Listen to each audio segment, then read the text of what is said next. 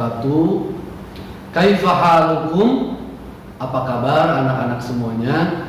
Mudah-mudahan dalam kesempatan kali ini masih diberikan kesehatan, masih dalam lindungan Allah Subhanahu wa taala.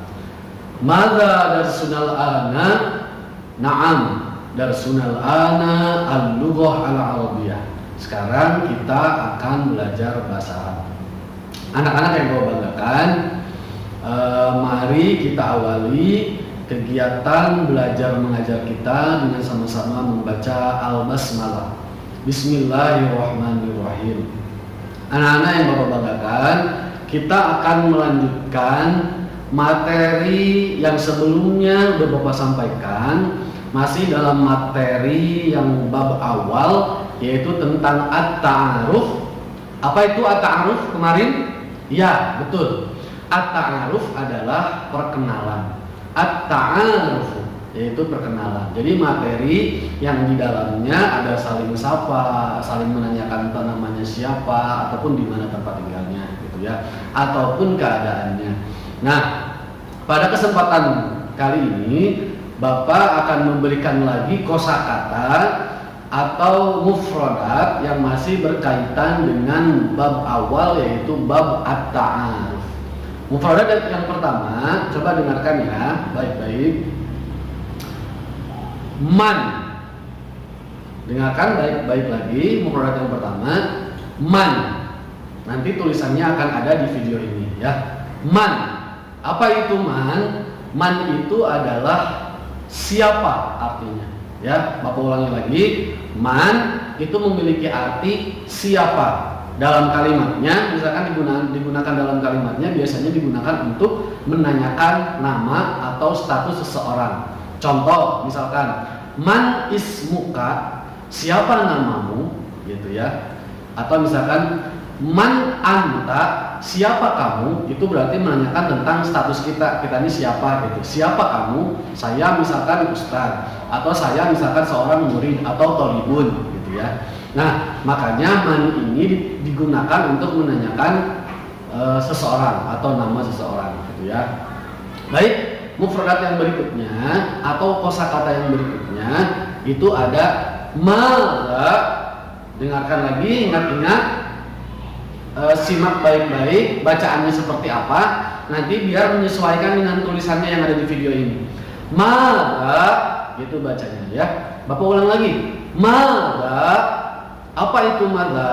Madza adalah apa, menanyakan apa. Kata tanya atau dalam bahasa Arabnya ada wahal istifham, yaitu yang artinya madza itu adalah apa. Bapak ulang lagi, madza memiliki arti apa, gitu ya. Contoh kalimatnya gimana dalam sebuah kalimatnya? Misalkan madza darsunal ana, yang biasa sering Bapak sampaikan ketika di awal pembukaan belajar. Madza, apa, pelajaran apa, gitu ya, darsunal ana sekarang, gitu. Atau misalkan di kalimat yang lain, madza fil fasli, apa di dalam kelas, ada apa di dalam kelas. Madza fil baiti, ada apa di rumah, gitu ya. Jadi madza itu memiliki arti apa, gitu. Oke, baik anak-anak. Kita lanjutkan ke kosakata yang berikutnya atau mufradat yang selanjutnya, itu ada hadza. Bapak ulangi lagi, hadza. Gitu bacanya ya. Simak baik-baik, dengarkan dengan teliti. Panjang pendeknya hadza, gitu bacanya. Hadza, hadza memiliki arti ini.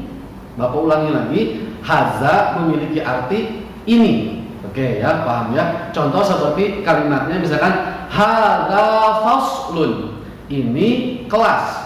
Gitu. Contohnya ya, dalam kalau misalkan digunain dalam kalimat yang sederhana, hadza faslun. Gitu. Kemudian kosakata yang berikutnya ada hadhihi. Ada hadza, ada hadhihi. Bapak ulang lagi ya. Ada hadza, ada hadhihi. Nah, yang sekarang kita pelajari adalah hadhihi. Sekali lagi dengarkan, hadhihi. Hadhihi memiliki arti yang sama dengan hadza, yaitu artinya adalah ini. Yaitu untuk menunjukkan barang yang biasanya dekat kita, barangnya tuh gitu ya. Ini hadhihi kurrasatun, hadhihi saburatun, kan gitu ya. Ini papan tulis dalam bahasa Indonesianya. Jadi hadhihi dengan haza itu artinya sama, yaitu artinya ini. Pak, nanti cara ngebedainnya gimana antara haza dan hadhihi? Nanti disesuaikan dengan kata bendanya. Kalau kata bendanya itu dia muzakkar, maka menggunakan haza. Kalau misalkan kata bendanya muannas, maka menggunakan hadhihi.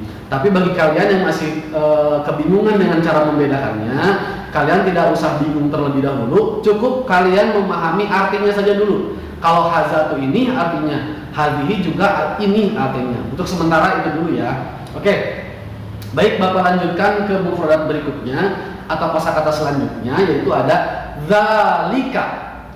Zalika. Dengarkan cara bacanya, zalika. Zalika artinya adalah itu.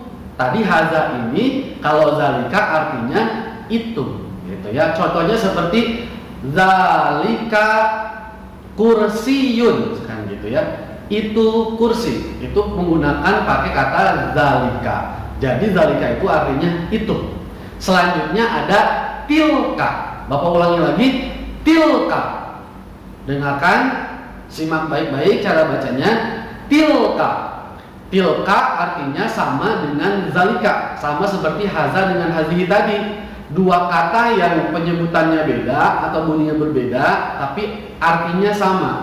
Zalika temennya ada tilka, ya. Tilka itu artinya itu, juga sama. Zalika tadi artinya itu, tilka juga itu. Zalika untuk kata benda muzakkar, sedangkan tilka untuk benda muannas, itu kata benda yang muannas. Sekali lagi Bapak ingatkan bahwa untuk bagi yang masih bingung untuk membedakan cara mana benda muzakkar, mana benda muannas, insya Allah nanti di pelajaran pertemuan berikutnya Bapak akan lebih jelaskan lebih detail lagi. Ini loh benda-benda yang muzakkar contohnya, ini loh benda-benda yang muannas contohnya, sehingga kalian ketika menggunakan haza itu sesuai dengan bendanya. Ketika kalian menggunakan tilka itu sesuai dengan kata bendanya. Tapi untuk sementara cukup kalian memahami artinya terlebih dahulu. Zalika dengan tilka itu artinya sama, yaitu itu artinya. Selanjutnya kosakata yang berikutnya itu ada kata ismi, ya. Bapak ulangi lagi, ismi. Sekali lagi dengarkan, ismi. Ismi artinya nama saya. Ya, jadi kalau kamu mau memperkenalkan diri, ditanya sama teman kamu, man ismuka, kamu jawabannya ismi, nama saya, gitu ya. Nama saya David, misalkan namanya si David, gitu ya. Ismi David, berarti nama saya David, gitu ya. Jadi ismi bahasa Indonesianya adalah nama saya. Selanjutnya ada sohibun, sohibun atau sodiqun, sodiqun. Sohibun dan sodiqun itu artinya adalah teman. Bapak ulangi lagi, sohibun atau sodiqun itu artinya adalah teman, gitu ya. Jadi itulah beberapa kosakata yang kita pelajari pada kesempatan kali ini, ya. Mudah-mudahan dengan penambahan kosakata yang baru, kalian tidak melupakan kosakata yang sebelumnya, tapi justru menambah pembendaharaan kosakata kalian sehingga mudah memahami ketika pelajaran teksnya berbahasa Arab, gitu ya. Nanti akan ada tulisan di video ini Bapak akan buatkan, tapi bagi yang tidak bisa membaca tulisannya di video ini bisa dilihat di buku bahasa Arabnya halaman 4 di tabel yang pernah Bapak berikan, gitu. Itu masih kelanjutan dari yang minggu lalu, gitu. Kemudian nanti tugasnya sama seperti minggu yang lalu, kalian tulis apa yang Bapak sampaikan, kemudian kalian foto, kemudian kirim, ya, melalui Google Form. Tapi nanti tugasnya adanya di Classroom, gitu ya. Itu aja anak-anak untuk pertemuan kali ini. Mudah-mudahan kalian bisa mengamalkan ilmu ini dan bermanfaat buat kalian. Alhamdulillah. Assalamualaikum warahmatullahi wabarakatuh.